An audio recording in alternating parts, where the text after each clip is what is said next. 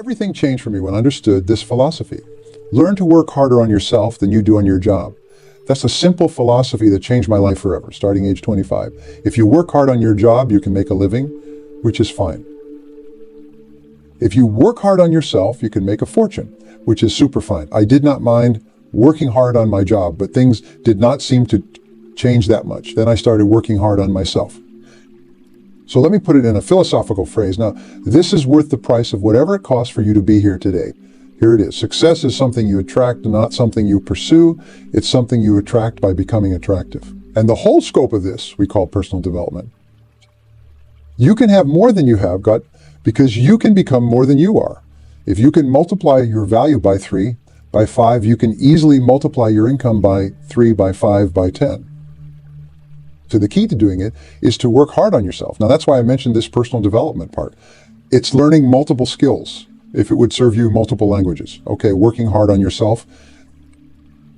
You know, people are fun to work with. The key sometimes, it's not fun to work with, is yourself. How come I'm reluctant when I should be excited, right? You just go through this dilemma. The work we do is fairly easy. Jim Rohn, my first mentor, taught me. You know, the world is mostly full of real nice people. In fact, he said, there's only about 11 or 12 real nasty, miserable, horrible people in the whole world. Now, he said they move around a lot, so you are bound to find one once in a while. But if you found one, you say, hey, there's only 11 more like you. I can handle that. I mean, it's not 1,000. But here's the big challenge here. Working hard on yourself, personality and temperament and mindset, talked about culture, all the stuff necessary to individually be responsible, be a growing, attractive, powerful, skillful, communicating human being. And the world belongs to you. Now, let me ask you a question. How many of you here today feel like you are living up to your full potential? Go ahead, raise your hand if you truly believe you are operating at 100% capacity. I see a few hands, and that's great. But for most of you, I'm guessing there's a little voice inside saying, I could be doing more, I could be achieving more, I could be more. And you know what? That voice is right. We all have untapped potential within us. We all have room to grow, to improve, to become better versions of ourselves, and that's exactly what I want to talk to you about today. You see, when I say learn to work harder on yourself, I'm not talking about pushing yourself to exhaustion or burning the candle at both ends. I'm talking about making a conscious, deliberate effort to invest in your own growth and development. Let me share a personal story with you. When I was in my early 20s, I was working as a salesman, and I was terrible at it. I mean, really awful. I couldn't close a sale to save my life. I was so bad that my manager pulled me aside one day and said, Brian, I'm sorry, but if you don't improve, we're going to have to let you go. Now, I could have given up right then and there. I could have said, well, I guess sales just is not for me, and walked away. But instead, I made a decision that would change the course of my life. I decided to work harder on myself than I did on my job. I started reading every book on sales I could get my hands on. I listened to audio programs during my commute. I practiced my pitch in front of the mirror every night. I sought out the top performers in my company and asked them for advice. In short, I became obsessed with improving myself. And you know what happened? Within 6 months, I was not just meeting my sales targets, I was exceeding them. Within a year, I was the top salesperson in my company, and it wasn't because I had suddenly become a different person. It was because I had invested in myself, in my skills, in my knowledge. This experience taught me a fundamental truth. Your income seldom exceeds your personal development. If you want to earn more, you need to learn more. If you want to get more out of your job, you need to put more into yourself. Now, some of you might be thinking, but Brian, I'm already working hard. I'm putting in long hours at the office. I'm giving it my all. And I believe you, but here's the thing. Working hard at your job is important, but it's not enough. You need to work hard on yourself. Think about it this way. If you have a car, you don't just fill it with gas and expect it to run forever, do you? No, you perform regular maintenance, you change the oil, rotate the tires, tune up the engine. Why? Because you know that if you take care of your car, it will take care of you. Well, the same principle applies to you. You are the vehicle that will carry you to success. And if you want that vehicle to perform at its best, you need to invest in its maintenance and improvement. So how do you do that? How do you work harder on yourself? Let me share with you some strategies that have worked for me and for countless others I have coached over the years. First and foremost, commit to lifelong learning. In today's rapidly changing world, The person you are today will not be sufficient for the challenges and opportunities of tomorrow. You need to be constantly updating your knowledge and skills. Read books in your field and outside of it. Attend seminars and workshops. Take online courses. Listen to podcasts. Engage in discussions with people who challenge your thinking. Make learning a daily habit. I personally commit to reading at least 1 hour every day. It doesn't matter if it's a book, an industry report, or an in-depth article. What matters is that I'm consistently feeding my mind with new information and ideas. And here's don't just read for information, read for transformation. Ask yourself after every book or article, how can I apply this in my life? What's one action I can take based on what I have learned? Knowledge is power, but only when it's applied. Next, set clear goals for your personal development. Just as you set targets for your work or your business, you need to set targets for your own growth. What skills do you want to develop this year? What areas of knowledge do you want to expand? What personal qualities do you want to strengthen? Write these goals down. Make them specific and measurable. Instead of saying, I want to become a better communicator, say, I will give at least one presentation per month to improve my public speaking skills. Instead of, I want to be more productive, say, I will implement a time blocking system and increase my daily output by 25. Review these goals regularly. Track your progress. Celebrate your victories, no matter how small. And if you fall short, don't beat yourself up. Instead, ask yourself, what can I learn from this? How can I adjust my approach? Remember, the path of personal development is not always linear. There will be setbacks and obstacles, but each challenge is an opportunity to grow stronger, to become more resilient. Now, let's talk about something that's often overlooked in discussions of personal development: your health and well-being. You see, you can have all the knowledge and skills in the world, but if you don't have the energy and vitality to apply them, you're of little use. I learned this lesson the hard way. In my 30s, I was so focused on my career that I neglected my health. I was eating poorly, not exercising, and barely sleeping. I thought I was being productive, but in reality, I was running myself into the ground. It all came to a head when I collapsed from exhaustion during an important presentation. That was my wake-up call. I realized that if I wanted to achieve long-term success, I needed to take care of my physical and mental health. So I made some changes. I started exercising regularly. I improved my diet. I made sure to get enough sleep. And you know what? My productivity did not decrease. It skyrocketed. I had more energy, better focus, and clearer thinking. I was able to accomplish more in less time. That's why I want you to consider your health as a crucial part of your personal development. Exercise regularly, eat nutritious food, get enough sleep, practice stress management techniques like meditation or deep breathing. Your body and mind are interconnected. When you take care of your physical health, you are also investing in your mental and emotional well-being. Next, the power of relationships in personal development. You have probably heard the saying, you are the average of the 5 people you spend the most time with. Well, that might not be scientifically accurate. The principle behind it is sound.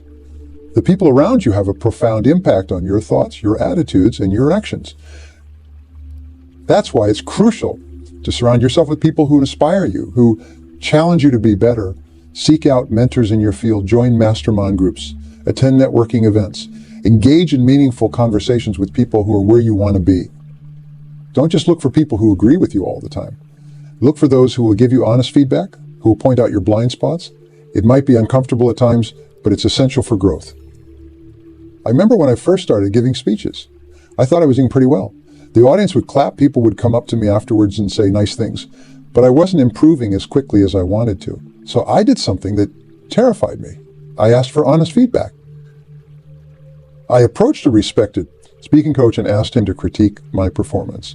And boy, did he deliver. He pointed out things I never noticed: my overuse of certain words, my tendency to pace too much, my lack of vocal variety. It was hard to hear, I will admit, but it was exactly what I needed. I took that feedback and worked on it relentlessly. And you know what? My speaking improved dramatically. The impact I was able to have on audiences increased tenfold. So don't shy away from constructive criticism. Seek it out. Embrace it. Use it as fuel for your growth. That's often overlooked in discussions of personal development. The power of habits. Success is not about making radical changes overnight. It's about making small, consistent improvements every single day. It's about developing habits that align with your goals. Your life today is essentially the sum of your habits. How you spend your time each day The decisions you make, the actions you take, these are all guided by your habits. And the beautiful thing is, habits can be changed. They can be improved. Start by identifying the habits that are holding you back. Maybe you have a habit of procrastination. Maybe you tend to avoid difficult conversations. Maybe you habitually check your email first thing in the morning, derailing your productivity for the day. Once you have identified these habits, work on replacing them with more positive ones. If you tend to procrastinate, develop a habit of tackling your most important tasks first thing in the morning. If you avoid difficult conversations, make it a habit to address issues as soon as they arise. If checking email disrupts your morning, make it a habit to block out focused work time before opening your inbox. Remember, habits are formed through repetition. It might feel uncomfortable at first, but if you stick with it, these new behaviors will become second nature. And don't just focus on breaking bad habits. Actively cultivate good ones. Make it a habit to read for 30 minutes every day, develop a habit of expressing gratitude, create a habit of reviewing your goals each morning. These might seem like small actions, but when practiced consistently over time, they can lead to tremendous growth and improvement. Now let's talk about something that's crucial in today's rapidly changing world. Adaptability, the ability to adapt to new situations, to learn new skills quickly, to pivot when necessary. These are invaluable traits in both your personal and professional life. The jobs that will be in high demand 10 years from now probably don't even exist yet. The technologies that will shape our future are still being developed. In this environment, the most valuable skill you can develop is the ability to learn and adapt quickly. So how do you become more adaptable? First, cultivate a growth mindset. Believe that your abilities can be developed through dedication and hard work. Don't say, I can't do that. Say, I can't do that yet. Embrace change rather than resisting it. When faced with new situations or challenges, approach them with curiosity rather than fear. Ask yourself, what can I learn from this? How can this help me grow? Practice stepping out of your comfort zone regularly. Take on projects that stretch your abilities. Learn skills that are outside your current expertise. The more you practice adapting to new situations, the better you will become at it. I remember when I first started my own business. I had been successful as an employee, but running a company was a whole new ball game. There were so many things I did not know. Accounting, marketing, team management. It was overwhelming at first. But instead of giving up, I embraced the challenge. I saw each new problem as an opportunity to learn and grow. I sought out mentors, took courses, read books, and gradually I developed the skills I needed to succeed as an entrepreneur. That experience taught me a valuable lesson. The key to success in any field is not knowing everything from the start. It's having the adaptability to learn what you need to know along the way. The importance of self-reflection. You see, personal growth is not just about acquiring new knowledge or skills. It's also about understanding yourself better, your strengths, your weaknesses, your values, your motivations. Set aside time regularly for self-reflection. At the end of each day, ask yourself, what did I learn today? What did I do well? Where could I have done better? What am I grateful for? At the end of each week or month, do a more in-depth review. Are you making progress towards your goals? Are your actions aligned with your values? What challenges are you facing, and how can you overcome them? This practice of self-reflection serves two important purposes. First, it helps you stay accountable to yourself. It ensures that you are not just going through the motions, but actively working towards your goals. Second, it helps you gain insights into yourself. You start to notice patterns in your behavior. You become more aware of your strengths and weaknesses. This self-awareness is crucial for personal growth. It helps you focus your efforts where they'll have the most impact.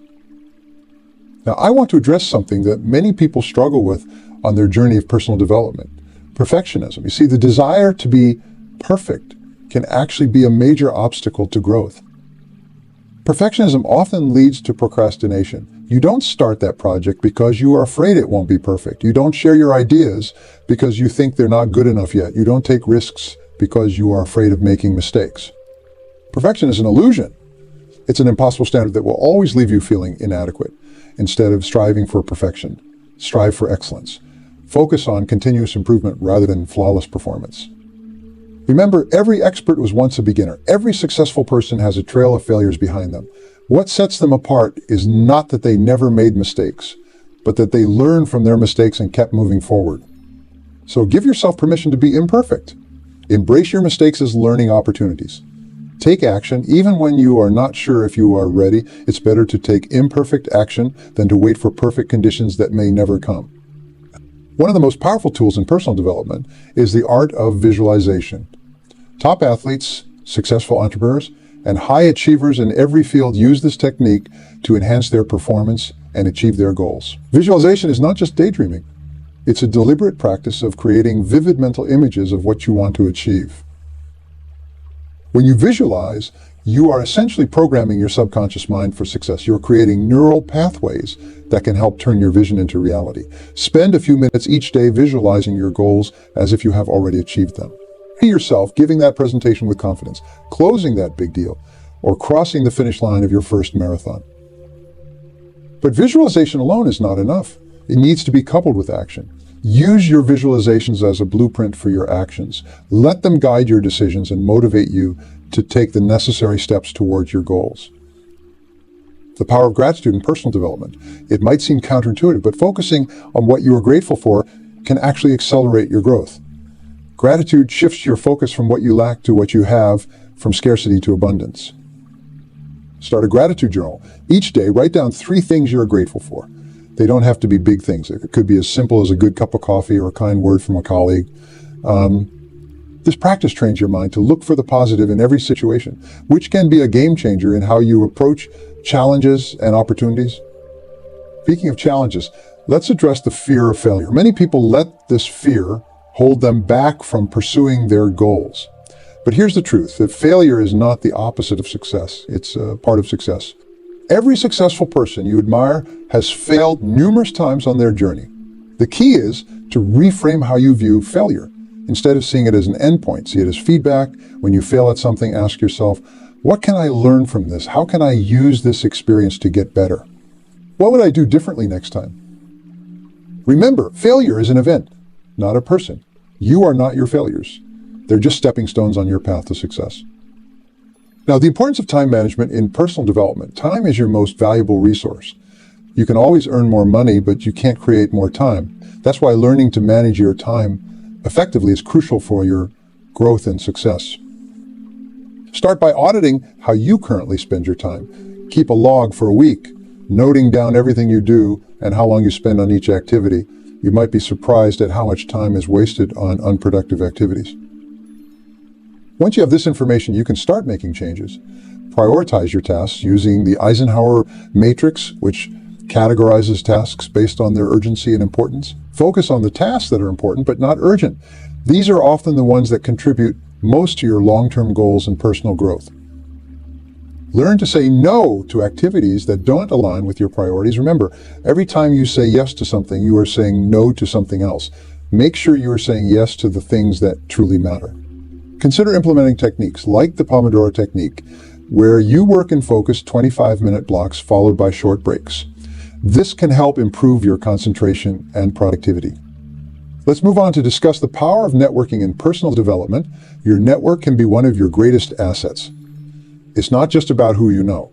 It's about who knows you and what you are capable of. Attend industry events, join professional associations, and participate in online forums related to your field. But don't just collect business cards or LinkedIn connections. Focus on building genuine relationships. Look for ways to add value to others before asking for anything in return.